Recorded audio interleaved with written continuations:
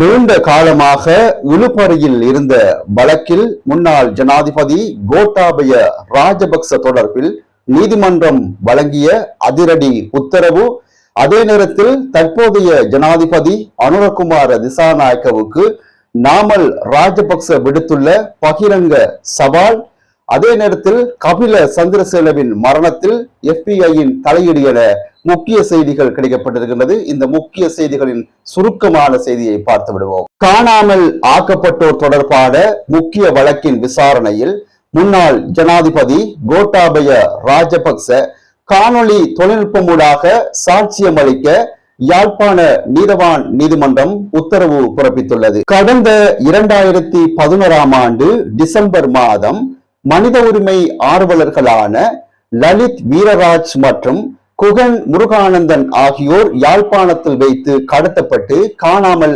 ஆக்கப்பட்டனர். இந்த சம்பவம் நடந்த காலகட்டத்தில் பாதுகாப்பு செயலாளராக பணியாற்றிய கோட்டாபய ராஜபக்சவிடம் சாட்சியம் பெற பல ஆண்டு காலமாக முயற்சிகள் நடந்தன. ஆரம்பத்தில் நீதிமன்றம் வர சம்மதித்த அவர் பின்னர் அவருடைய உயிருக்கு அச்சுறுத்தல் இருப்பதாக கூறி தொலைதூர தொழில்நுட்பம் மூலம் சாட்சியம் அளிக்க கோரிக்கை விடுத்திருந்தார். இதன் மூலம் பல வருடங்களாக தேக்கமடைந்திருந்த இந்த வழக்கு அடுத்த கட்டத்துக்கு நகரும் என எதிர்பார்க்கப்படுகிறது.